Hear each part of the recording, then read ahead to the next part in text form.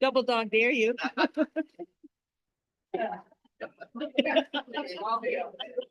I know.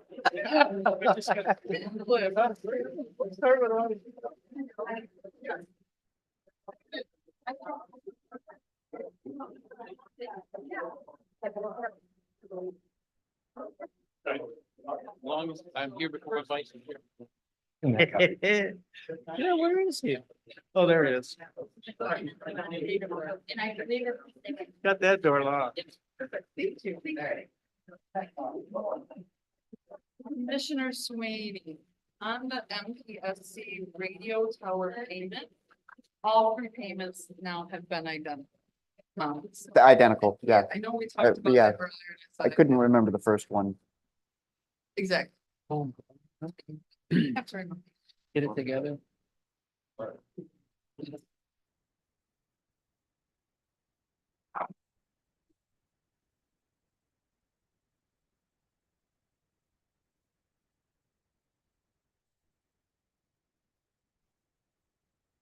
Testing.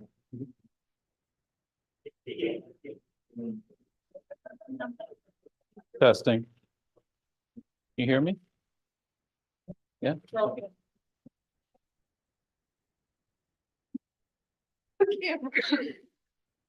I'd like to call the regular session of the Isabella County Board of Commissioners to order and stand for the pledge, please. Pledge allegiance to The flag of the United States of America and to the republic for which it stands, one nation, under God, indivisible, with liberty and justice for all. Madam Clerk, a roll call, please. Commissioner Hutchinson, Commissioner Embry, Commissioner Delazinski. Here. Commissioner Engler, Here. no, Commissioner Swaney, Commissioner Hope. All present except for Commissioner Hutchinson. Clerk, up next will be approval of the agenda. We will start with general public comments. We have no presentations or special reports, no appointments to boards or commissions. When we get to the consent agenda, Commissioner Embry, would you present that? I sure will, So sir. when it's time, thank you. And committee reports, Finance Administration Committee, Finance Administration Committee is all set, Mr. Chairman. thank you. Criminal Justice and County Affairs Committee, Criminal Justice and County Affairs Committee is all set, Mr. Chairman. and we have no business under Human Resources and Public Works. No intergovernmental affairs, no administrator controller issues, no unfinished business. Under new business, we have one item. Consider approving an external hiring freeze for all general fund funded positions unless the requirements of the position will not allow for it effective immediately. And then general public comment and then announcements and adjournment. So with that, is there a motion to approve the agenda? Reno. Support Jelazinski. Been moved and supported. All those in favor say aye. Aye. Very good. We have an agenda. And that will bring us to general public comment. Anyone for general public comment?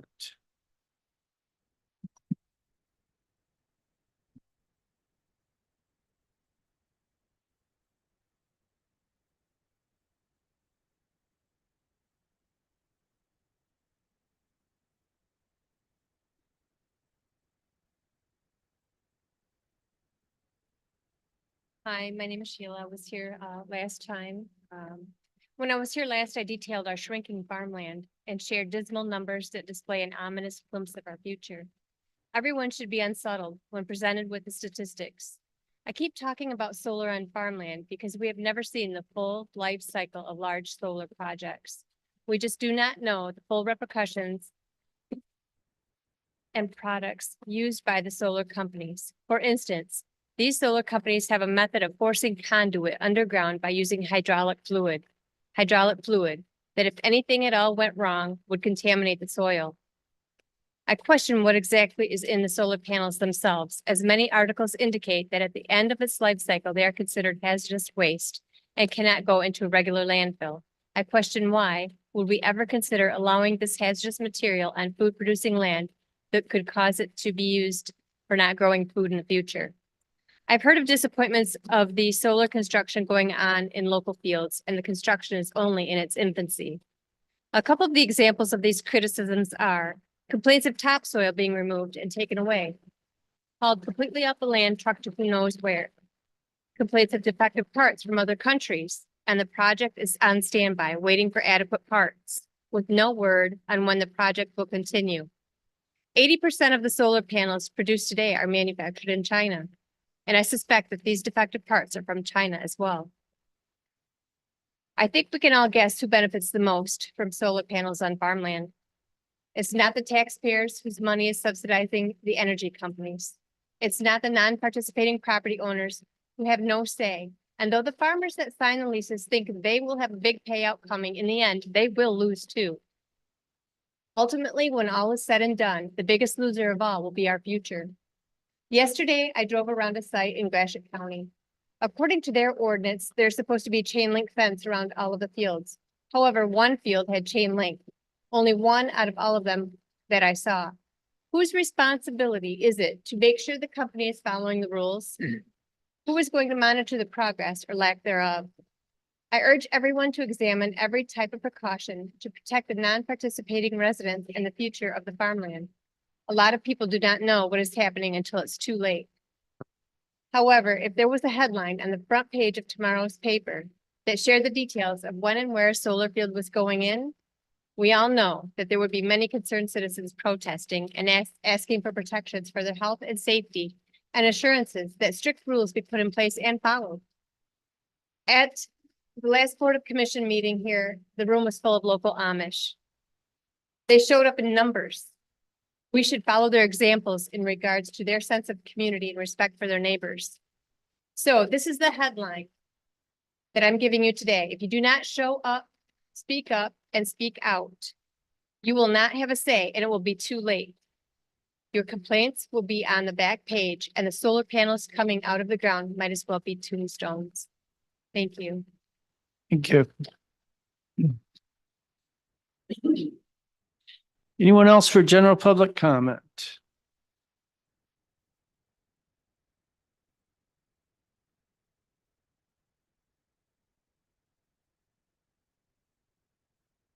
Pat Schaefer from Nottawa Township. A few years back, you guys brought in this well and septic, gotta be inspected before you buy or sell a house. Who's ahead of this? Because I got a friend bought a house a year and a half ago. Last September, he started having drainage problems. Guy come out and pumped it. He said, "Oh yeah, your field don't work. You know, I'm here all the time." Well, the guy just sold it again, come out, pumped it. Health department inspected it. Everything's good. How can this happen? How can you guys take money from this and not get nothing in return? Only one's making money is people pumping the shit, putting in drain fields, drilling the wells, and the health department. Who's responsible? Who do I see about this? This stuff has to stop. I mean, supposedly we got 150 homes on Coar Lake. They have no permits or no record of permits. How can that happen? I built a house in 2001. I just sold it last year. Valley did all the work. The health department has no inspection of my drain field or even having one. I paid for the permit. This is bullshit. This stuff is happening all the time. We're wasting money. Thank you.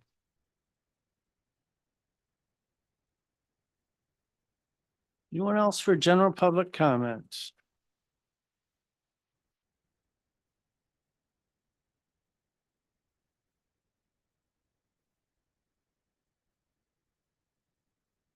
Okay, seeing no one else for general public comment, we will move right along. Consent agenda, Commissioner Embry, would you present that for us, please? Certainly. Motion reads, move to approve and place on file the February 20th, 2024 work session meeting minutes, the February 20th, 2024 regular meeting minutes, the February 27th, 2024 Finance and Administration Committee meeting minutes, February 27th, 2024, Criminal Justice and County Affairs Committee meeting minutes. Support. Been moved and supported to approve and place on file the consent agenda. Any further discussion? Hearing none. All those in favor say aye. Aye. Very good. Brings us down to committee reports. Finance and Administration Committee. Thank you, Mr. Chairman. The first item is the February 16th, 2024 invoice list, the February 23rd, 2024 invoice list, February 29th, 2024 adjustment list.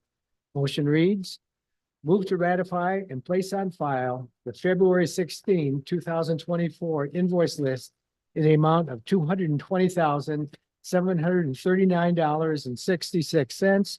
The February 23rd, 2024 invoice list in the amount of $3,264,030.44 in the adjustment list dated February 29, 2024. And supported to ratify and place on file the February 16th, 2024 invoice list, the February 23rd, 2024 invoice list, and the February 29th, 2024 adjustment list discussion. We'll start with the February 16th list, and keep in mind, all these bills get many eyes, many opportunities to review the bills, to have questions answered as it goes through the payment process. So this is the last step. It's already gone through administration review. It's gone through informal review at our homes at Board of Commissioners. It's gone through Finance and Administration Committee. It's gone through our work session tonight, and this is the last chance we'll have to ask our questions before we approve the bills. So on that February 16th list, the ones that amount to over 5,000, looks like there's about 10 or 11 of them. These are very familiar with us. There are a couple that Parks and Recreation acquiring from John Deere a Gator for use in the parks, and it's also a bill to Hudson Incorporated for a track system for utility vehicle. Other than that, you were looking at Procom contract for two-way radios. We are paying our Consumers Energy. We've got a couple of bills from HATS for their biweekly payments.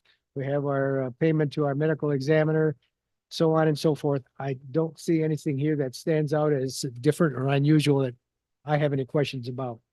Nor on the inside, there's usually anywhere from 10 to 15 to maybe 30 pages of interior bills that don't amount to 5,000, which also get the review. And I didn't see anything of that. So last chance, commissioners, to ask your questions. Any? All right, moving on then to the February 22nd list. This one's $3,264,030.44. Sounds like we spent a lot of money at the county, but a lot of this money comes and goes just as quickly. And because the county treasurer is required to collect the tax monies for all taxing entities and then disperse it, that's what's happening here. We have about maybe 120,000 that's directly of the bills that are over 5,000, about 110, 120,000 directly related to county operations. The rest are all monies that are going out to community colleges, a couple of them, 3 intermediate school districts. The biggest one being Gratiot Isabella Intermediate for $2,703,915.80. So quite common disbursements from the county. Any questions? Hearing none, we'll move on to the adjustment list. The adjustment list modifies the two lists that we've just looked at because it will make changes to those lists either because they weren't on the list or because there was a mistake made on the original list. And usually these are payments that we pay early to get a discount. A lot of that is for food vending for the Sheriff's Department, Commission on Aging, or we'll pay early to avoid a late fee. A lot of these are usually utility to consumers or to the city of Mount Pleasant and so on. Every once in a while, we'll get one in there for entry error. It's a matter of a few dollars. but nothing significant. Any questions on any of the adjustments? I did take time in the work session. I know we have some new faces out here. That adjustment list also includes a page on our biweekly payroll report.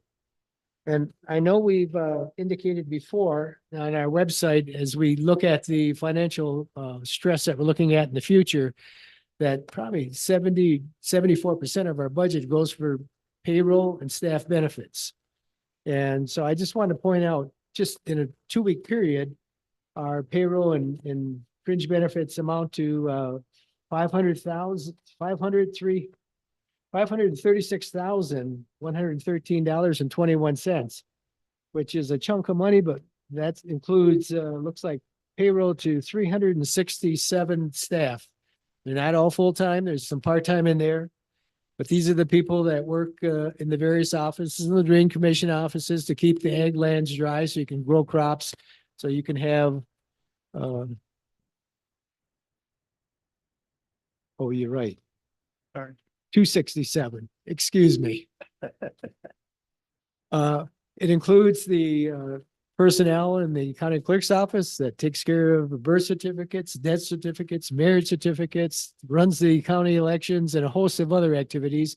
Includes the register of deeds, keeping order for property records. It includes Michigan State University Extension staff that provide a lot of services. I mean, I could go on and on. It includes public safety, That we get grant for extension staff. portion of the extension staff, There's only 2 that have part of that. part of that. I guess the point I'm trying to make is government, we're involved in a lot of different things, a lot of different services from different departments. Not everybody uses every service equally, but when you need it, it's going to be there. And so that does cost money. And so we can see it's just a little bit over $500,000 in just a 2-week period. You multiply that by 26 of those periods and those dollars add up. Any questions on any of the invoice lists or the adjustment lists? Hearing no other questions, Madam Clerk, a roll call, please. Commissioner Jazinski, Yes. Commissioner Engler. Yeah. Commissioner Marino. Commissioner Swaney. Commissioner Embry. Commissioner Hope. 6 ayes, 0 nays. Motion passed, Mr. Chairman. Second item for the Finance and Administration Committee is Master Administrative Agreement. Motion reads, move to approve the Master Administrative Agreement between Advanced Benefit Solutions, Inc., doing business as 44 North currently, and Isabella County, and authorize the board chairperson to sign the same. Report. Been supported to approve the Master Administrative Agreement discussion. So we had during our work session, a representative from what's now going to be Advanced Benefit Solutions, but we know them otherwise currently as 44 North, Miss Lisa, and she outlined this agreement, Master Administrative Agreement, that basically delineates exactly what they're going to do, the services they're going to provide to Isabella County, to our employment, to our employees, for both the insurance and our correct? And with the amount. So the one thing I did want to point out in this is that they were good enough to consider reducing some of the costs that we've been paying for many, many years. Help us out in our financial situation. We appreciate them greatly. I know our insurance committee has been meeting regularly for a year now, over a year, I think. Yes. And in this process of determining where we want to go with our insurance for the county employees, I know that insurance committee is in unanimous support of continuing with 44 North. As I know, as Commissioner Reno mentioned, they do good things. They help us out a lot. And from a personal perspective, I think we've all been helped out a lot. So I think this is definitely something that's a good thing to do. So, comments, sir? Yes, sir. 44 North does an excellent contractual service for the county. They do it in many years. But two things I'd like to point out. We have increasingly costly health insurance benefits for the county. And anything we can do to reduce those costs, it's a great benefit to our county budget. In 44 North, one of the services that we subscribe to is called Teledoc, which if you're an employee, you can call in and you talk to a doctor registered in Michigan. And if it's something that can be handled over the phone, they'll do a prescription to a local pharmacy to take care of your ailment. And it saves you the cost of any copay or deductible if you have that in your policy.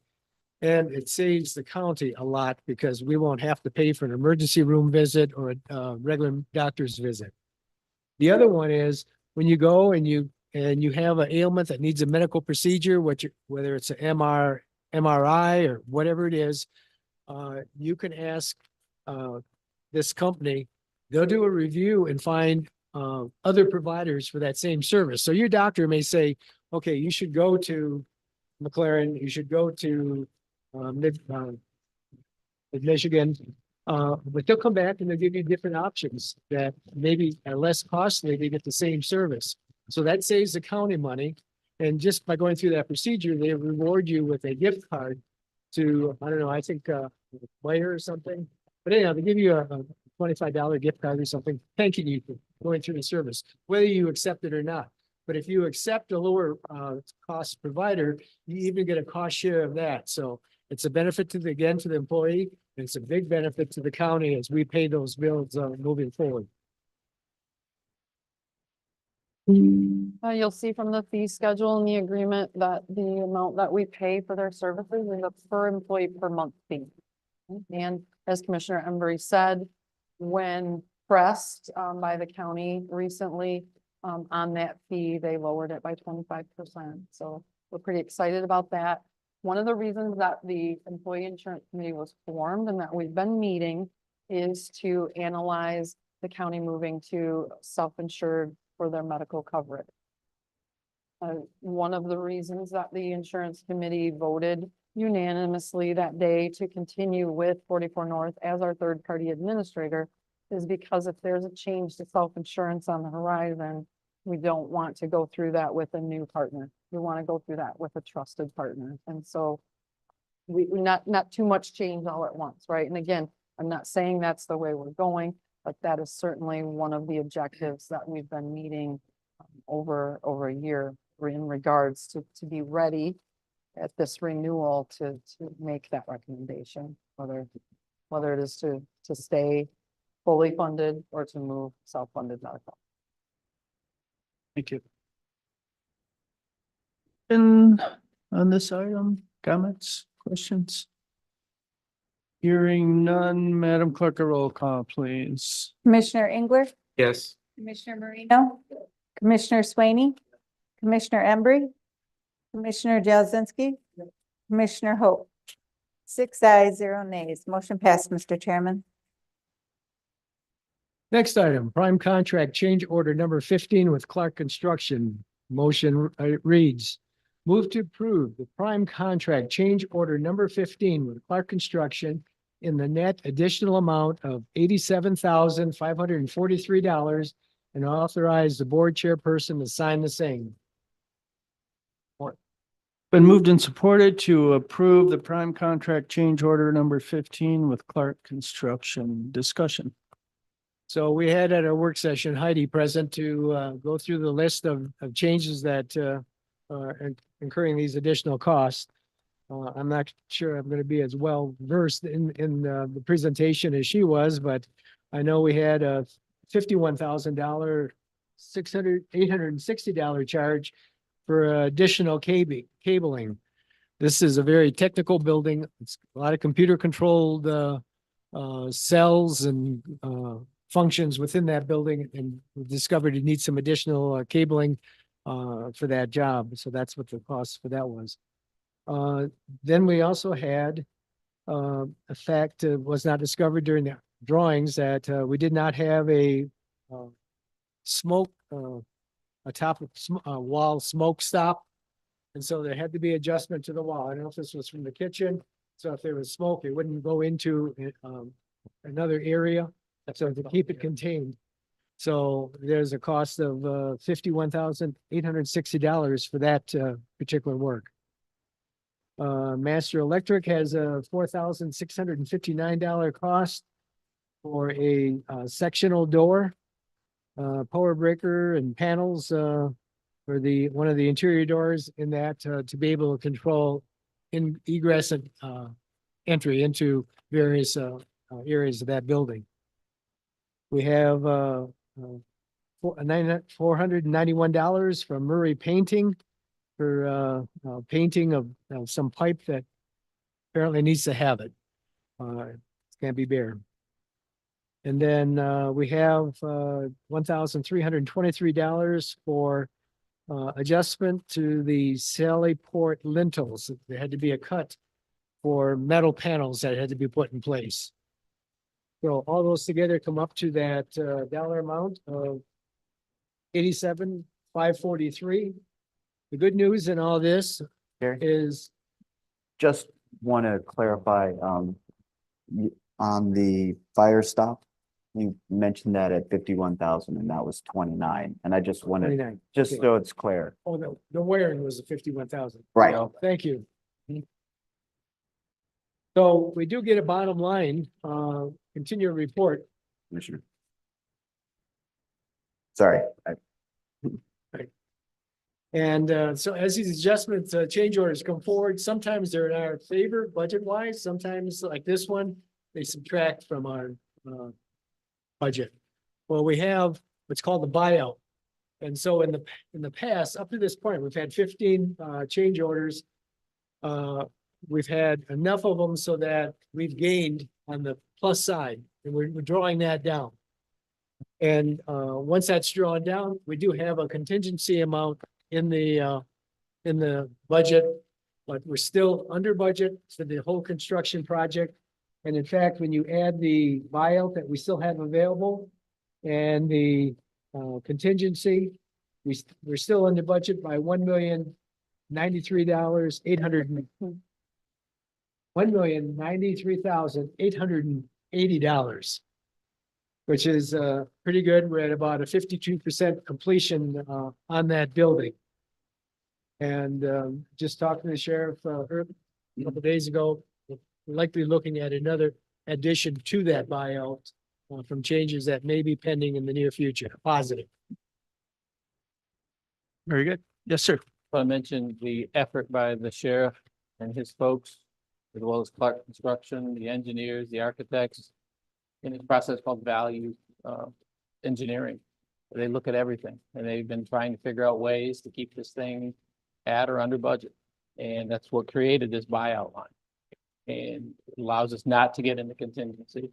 And I hope people understand that there's a definite concerted effort on the part of contractors, the engineers, the architects, the owner operators that meet monthly. Some of us meet more regularly than that with the contractors themselves.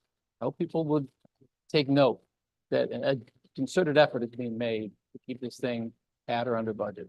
So. Thank you.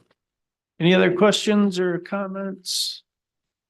Hearing none, Madam Clerk, a roll call, please. Commissioner Engler, Commissioner Marino, Commissioner Swaney, Commissioner Embry, Commissioner Delzinski, Commissioner Hope.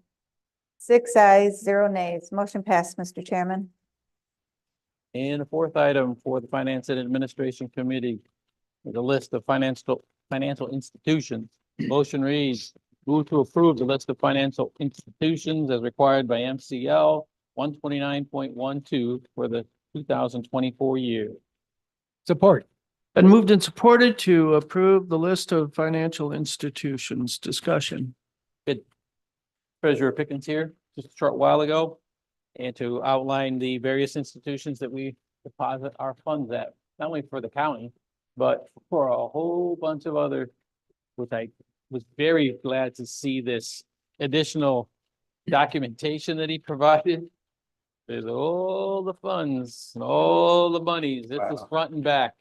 My good, I didn't realize that he had was responsible for keeping those funds available in a timely fashion through what he calls laddering, or he'll go out and find us a CD at a good rate, but making sure that it's not too far out that we won't have access to it and adversely affect the cash flow. So again, kudos to Treasurer Pickens to take this on, even though he gave all the credit to his deputy, correct? And that, her name? Miss Kathleen, yes, Miss Kathleen, wherever you are, Miss Kathleen, thank you, thank you. Yes.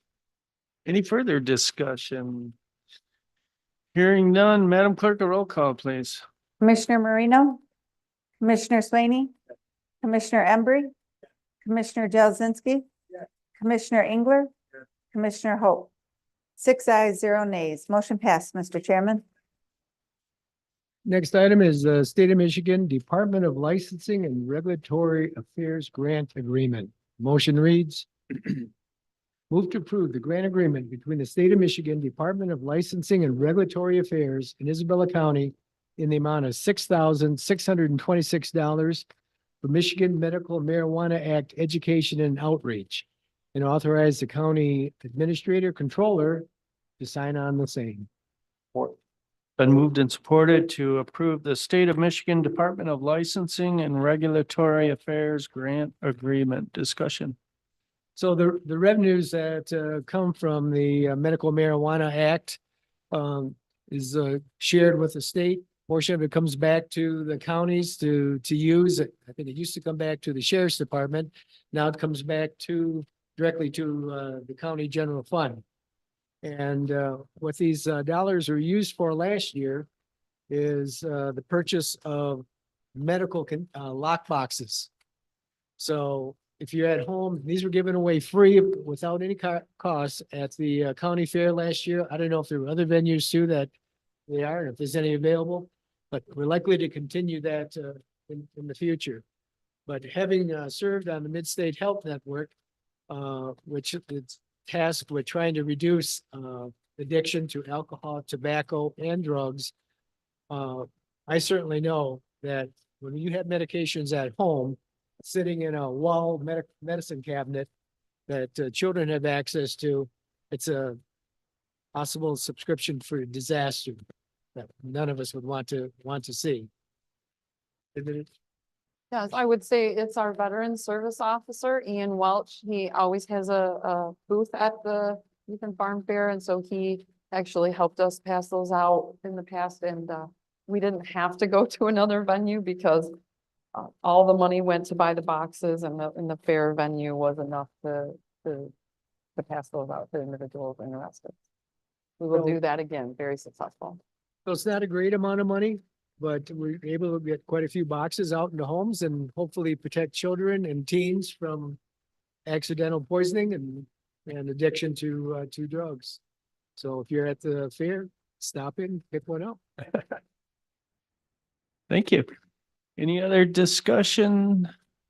Madam Clerk, a roll call, please. Swaney. Yeah. Commissioner Embry. Commissioner Jazinski. Yeah. Commissioner Engler. Yeah. Commissioner Marino. Commissioner Hope. 6 ayes, 0 nays. Motion passed, Mr. Chairman.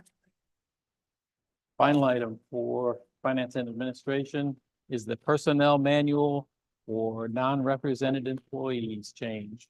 Motion reads, move to approve the language changes to Section E, Part F of the Personnel Manual for non-represented employees regarding hiring rates effective immediately. Support. Been supported to approve the personnel manual for non-represented employees. Discussion. But I actually pulled up the right version.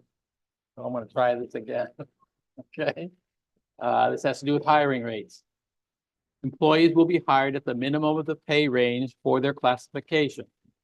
Plus, the applicant has education and or experience directly applicable to the job and which is above the minimum employment requirements established for the classification.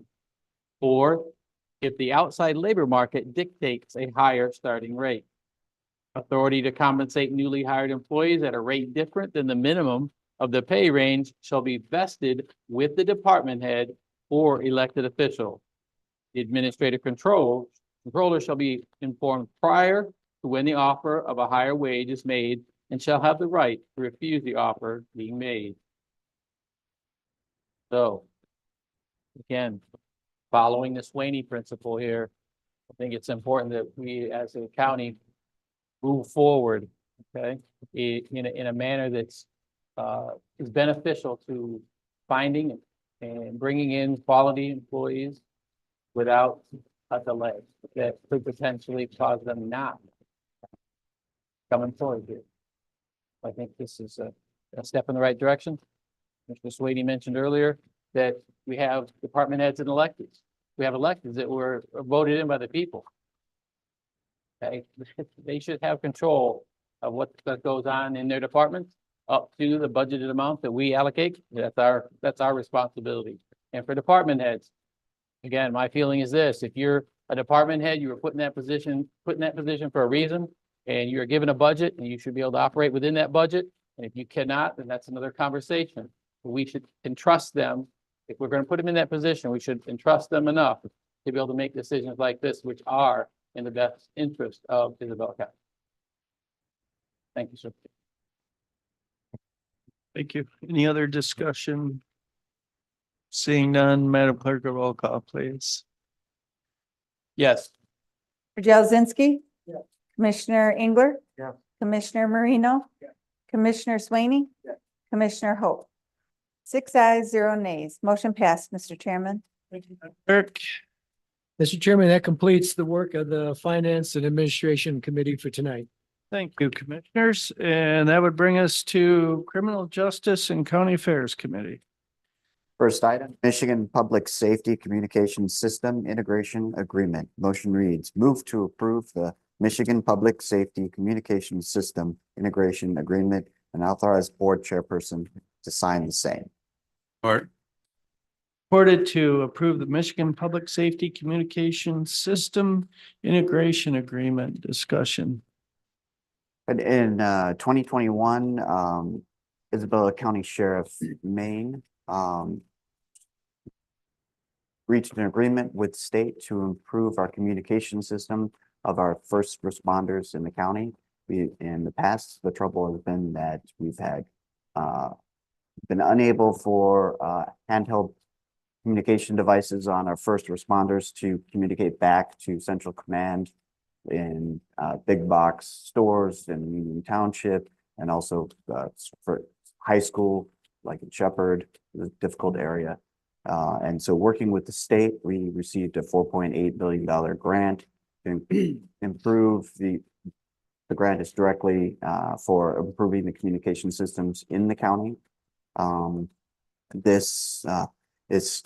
We're starting to make payments through the state to get this advancement done in the communication systems. And this is an agreement with the state that once the build is done, that we have ownership. Are there any questions? Questions? Seeing no further discussion, Madam Clerk, a roll call, please. Commissioner Embry. Yes. Commissioner Jazinski. Commissioner Engler. Yeah. Commissioner Marino. Commissioner Swaney. Commissioner Hope. 6 ayes, 0 nays. Motion passed, Mr. Chairman. Clerk. All right, item number 2, Motorola Milestone 3 payment. Motion reads, move the payment of Motorola Milestone 3 in the amount of $439,746.80 for the radio tower project.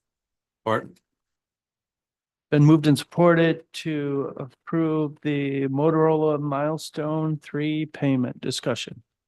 This is the third payment that we're making on the project I just talked about in the previous motion. We make these payments to Motorola and then submit them to the state, and then the state direct deposits the money back into our account pretty fast. Any other discussion? Yes, sir. These first two, integration agreement and this Motorola payment, they're trying to put the final touches on a problem that's plagued this county for many, many years. And quite controversial, probably going back about 7 or 8 years ago. We were hearing from a lot of the volunteer fire departments that were indicating they didn't have the ability to go to the new 800 megahertz required by the state and feds. And the equipment was everybody was using different equipment. We had dark areas of the county you couldn't communicate with. You couldn't communicate in some buildings. So the sheriff been working diligently over the years. And we did get a rather large $4.5 million grant. I don't know the exact amount, but to put up a tower and to make improvements to the communication so that we would eliminate these, so that everybody could communicate and be on the same frequency and be able to coordinate. Because the worst thing you could have is if you had a person, volunteer fire person or a police officer or medical person in a building that needed to get out to get information and was not able to communicate. That could cost somebody a life or serious injuries. So we're getting close to completing that. There's going to be some testing to see if there's still any weak spots. And I think there's still some grant funds. So if there's some weak spots, we can take care of them. But in the end, if there's enough funds, there'll be some new portable and mobile radios acquired. And I think it'll be used by the sheriff's department. The sheriff's department will take its current and disperse that out to the volunteer first responders through the county. So it's all looking up and up. It's been a many-year project, but we're coming close. Excellent. Yes, sir. Works. 2021.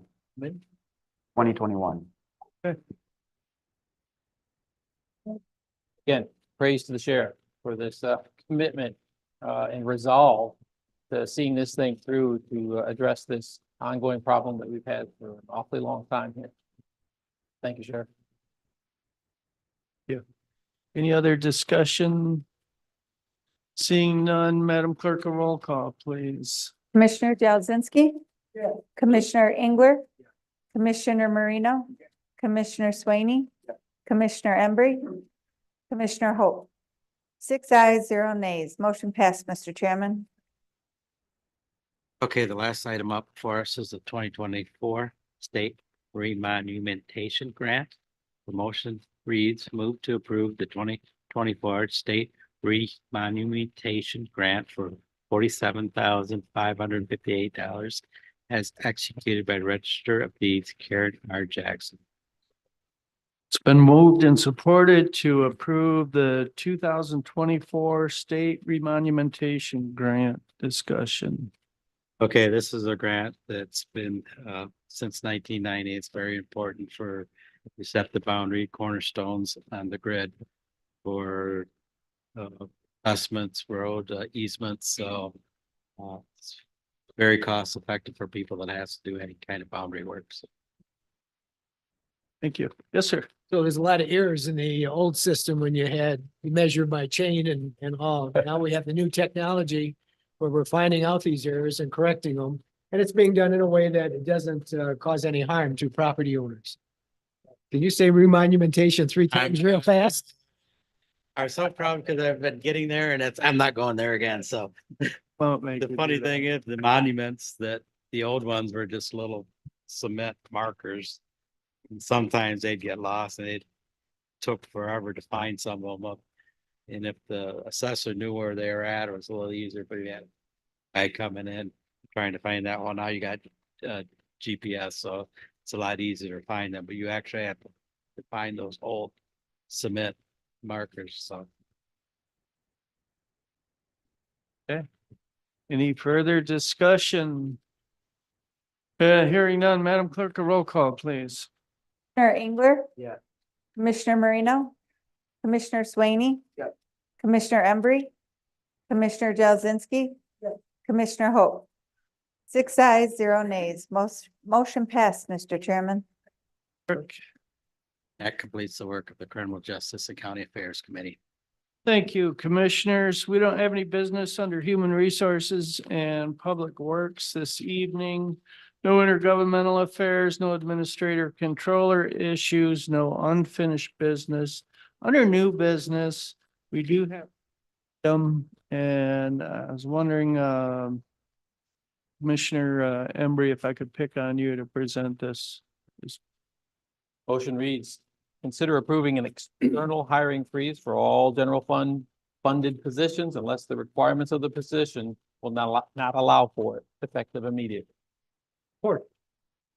Reported to approve the external hiring freeze for all general fund funded positions. Discussion. I know, just so that the residents of Isabella County understand, there's been a group of us that been meeting regularly for several months to determine where our county budget is going to go and things that we were going to need to address within that budget to bring us in line if the millage failed. And even if the millage passed, we were still having conversations about what was going to need to be adjusted over the duration of that millage request, so that when we came out of that millage request, we weren't going to need to ask for very much, if any. We had time to, 6 years would have given us time to work through this financial situation, put ourselves in the best possible situation to serve the public as best we can, as best we could if we had the funds from the millage. Since we did not have the millage approved, we had already been working through a plan, make adjustments. Those adjustments will come forth shortly, once we've had time to meet with our department heads and our elected officials to bring them into the situation and allow them an opportunity to tell us what they need, what they would like to see within their departments, within a limited financial structure that we're to outline for each department. So, it makes absolutely no sense for us to begin hiring a lot of people that we might not have positions for down the road. Right now, we don't have an exact outline or a list of employees that may be affected by this, our budget situation. But understand that by doing a external hiring freeze for now, I think, again, we're gonna have to work with what we have and make it work. Good. Any further comments on that? Seeing none, Madam Clerk, a roll call. Commissioner Marino? Yeah. Commissioner Swaney? Yeah. Commissioner Embry? Commissioner Jazinski? Yeah. Commissioner Engler? Yeah. Commissioner Hope? 6 ayes, 0 nays. Motion passed, Mr. Chairman. Clerk, and that completes the new business section of tonight's meeting. Brings us to general public comment. Anyone for general public comment?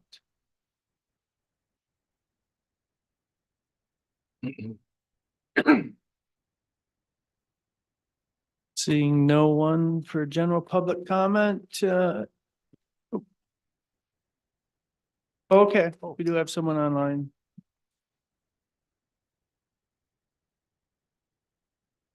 And I can't see who that is.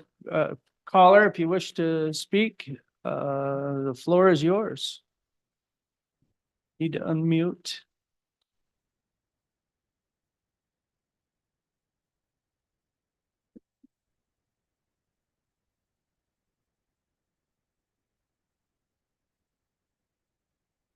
Caller, caller, you need to press *6 to unmute your phone.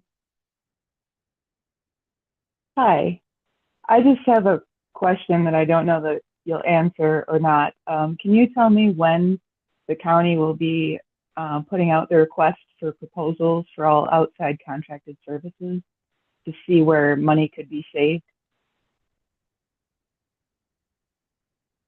You kind of broke up there. We couldn't quite catch what you were saying. If you wouldn't mind repeating that.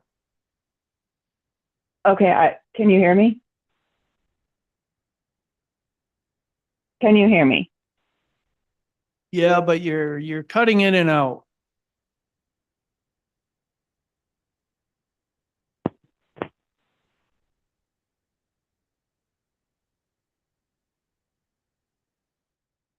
Chairman, it sounds like Oh. she has a question. Is there a way we can get that number and just give her a call and answer the question one-on-one?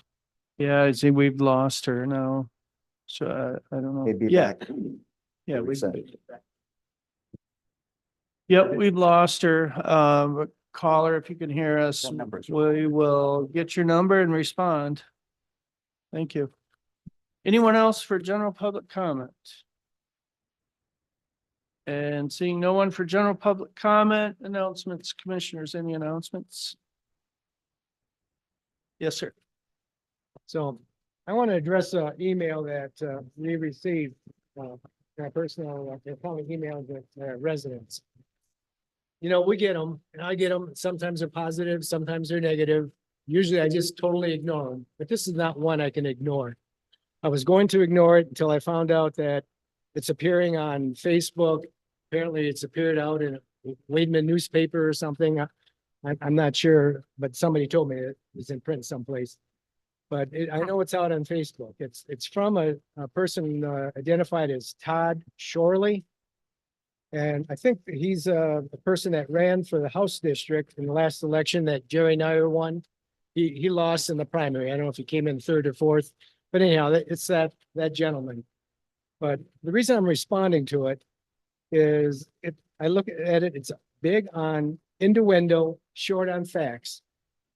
It's somebody that in my 10 years now on the County Board of Commissioners, I have not seen this gentleman at any committee meeting, any work session, any regular board meeting. I've never seen his name on an application to serve on a board or commission, but he feels he's empowered to make snap judgments about our county administrator and as us as county board members.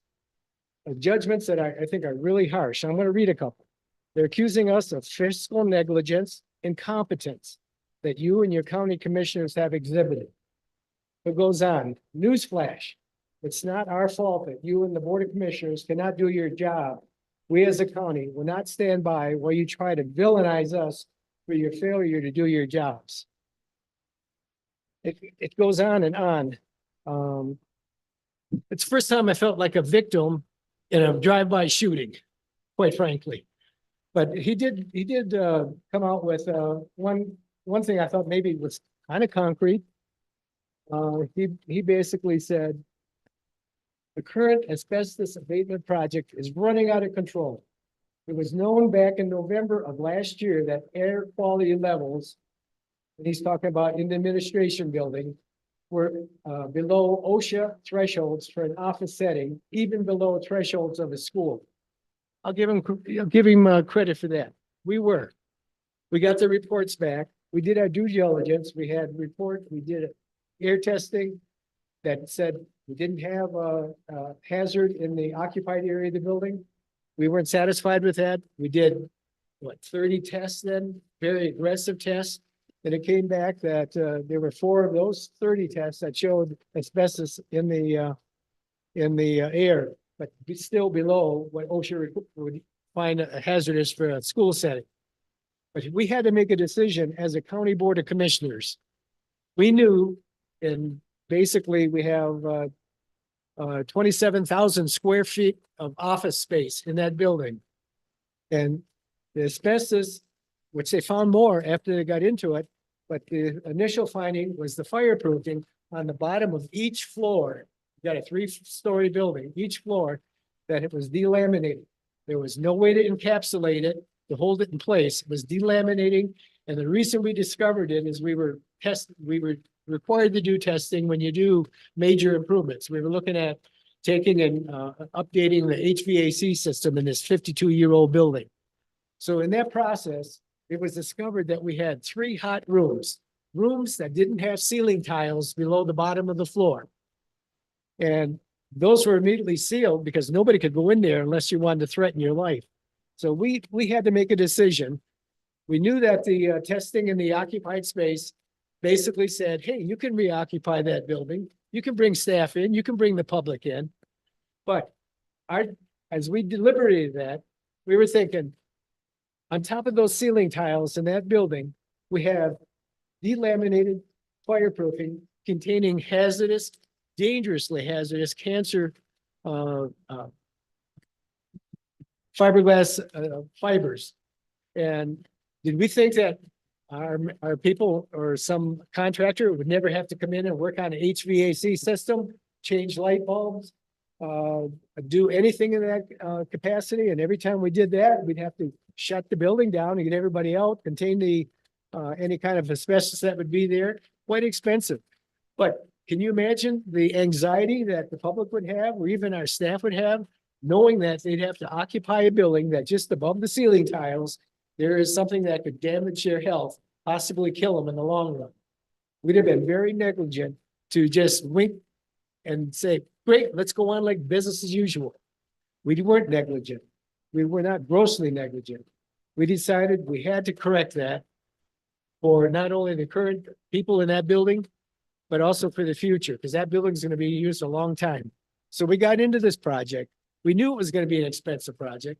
We did not want another project on our plate, knowing that financial headwinds we were already dealing with, but we had to move forward.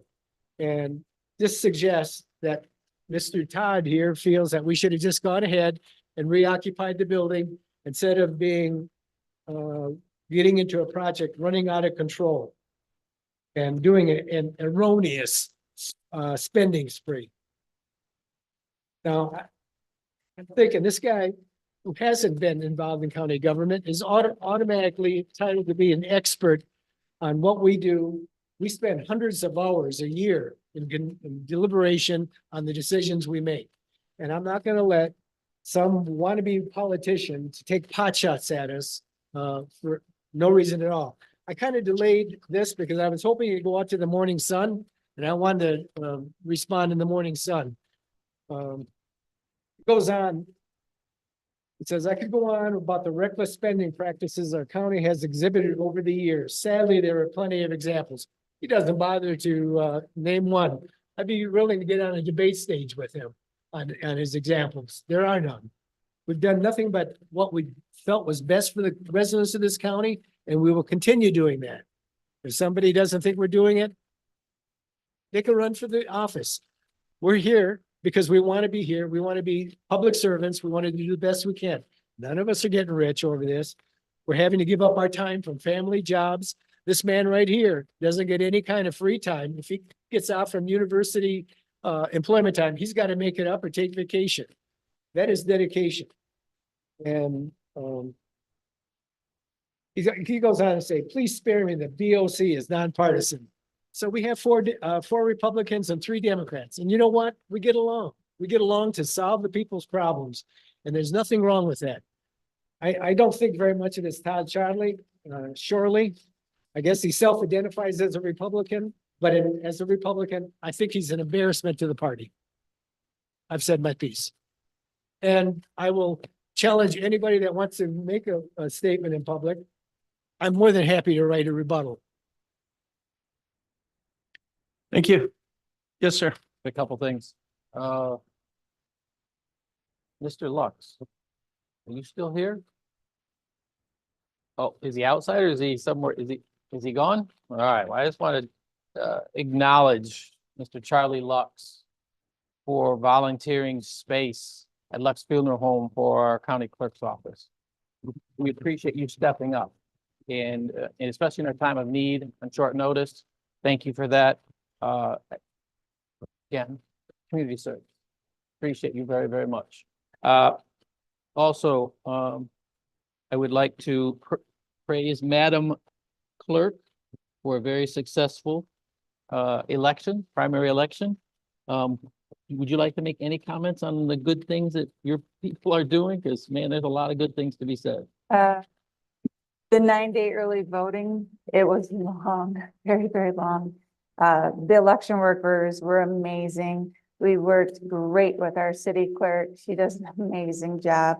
In Union Township, we were so bored that we actually had a competition going with the city and the county, and the city won. But but it was a great time for us to actually get our feet wet and see what the 9-day early voting is about.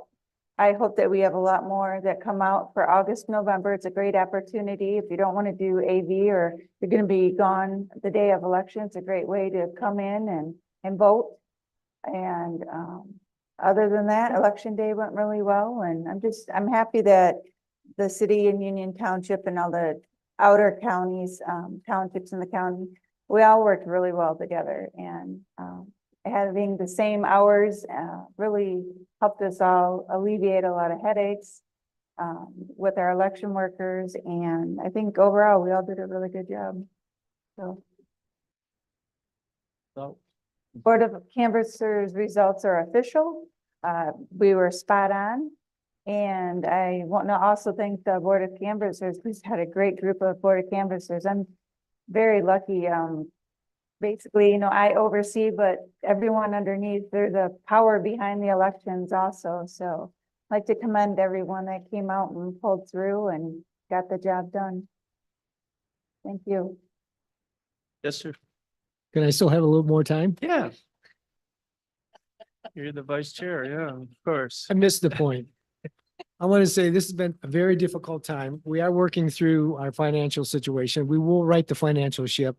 And we'll do that with the help of our loyal employees. Whether they're elected or appointed or operational level, they've done a great job. And I know Mr. Shirley also took a shot at our county administrator. This young lady has been in the job, what, a couple of years? She has done nothing more than what we've asked her to do. She doesn't make the policy. This board makes the policy, and we give her assignments to carry out. And she puts in a lot of time and has done an excellent job. So I think anybody that wants to take a shot at our county administrator controller needs to give her a break. and again, if you got things. And staff, we have a staff and administration that is understaffed. I don't know if there's two openings in that, so they're doing all they can to keep up with the work that they have to do. Thank you. I'd like to piggyback on that. If you've got something to say about Madam Administrator, derogatory fashion, I challenge you to come say it to me first. I will stand up. And I will defend her fiercely.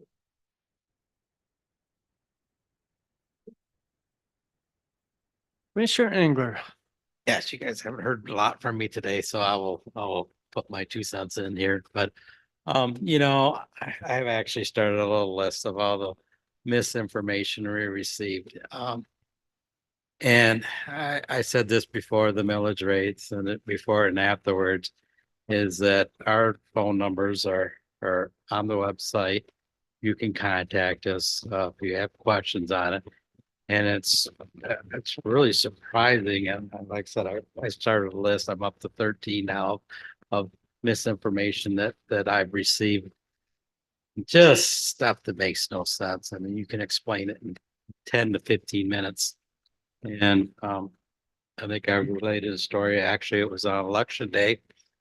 And I was working on something. We needed a part, so I ran in and people were talking, you could hear them in the background, and I was getting ready to pay out, and they were talking about the election, and they were all upset about the big 38 tax increase. And of course, they came out, they seen me, and they started talking about it, and they were asking questions. And at the end of it, they kind of go, well, I wish we would have had a little more information out there, and it is available if you seek it.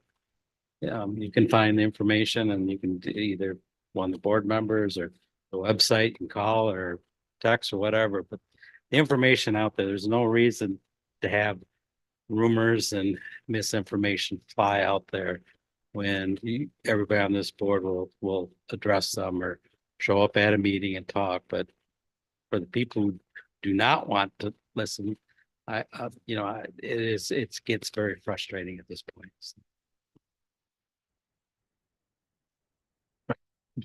Commissioner Marino. Well, I was recently I was at a Michigan Associations of Counties meeting.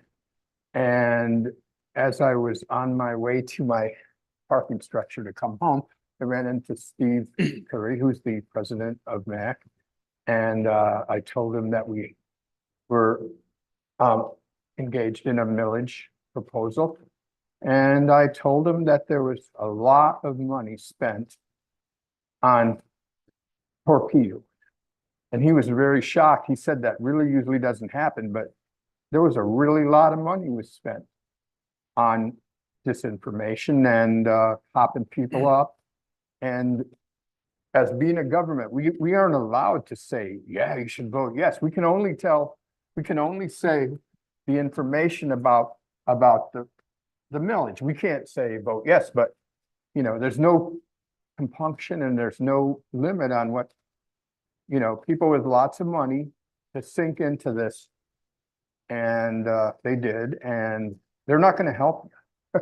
Those people that put that out there, they're not going to help you when we go through these things that we have to do. That's all I wanted to say. Thank you. Any other announcements, commissioners? I just have one short one. One of the stats we've used to kind of paint a picture of how the county operates, especially under the general fund, is that 73% of the general fund budget goes to wages and benefits. Now, it's been implied that we use that to say that our employees are overpaid. No one sitting here believes our employees are overpaid. We will, when we go through and start making these cuts, we will look at everything that does not affect positions first. But when you're 73% of your general fund does go to wages and benefits, it will eventually get to positions. We are in no way saying that our employees are overpaid. And in fact, we have commissioned a wage and classification study. The results of that will be in April, I believe. So that's all I wanted to say. Any other announcements? Commissioner Engler? Just a real comment. You brought up an important point. And I know that several of us own our own businesses, but anybody that runs a business understands that our most important asset is our employees. And I don't know anybody that's in business that does not have that attitude, because that's what makes a business successful. And that's what makes a county government successful. And what we built in Isabella County is probably worth preserving and saving. So. Very good. Any further announcements? Hearing none, is there a motion to adjourn? So move. Support. Supported. All those in favor, say aye. Aye. Adjourn 8:05 PM.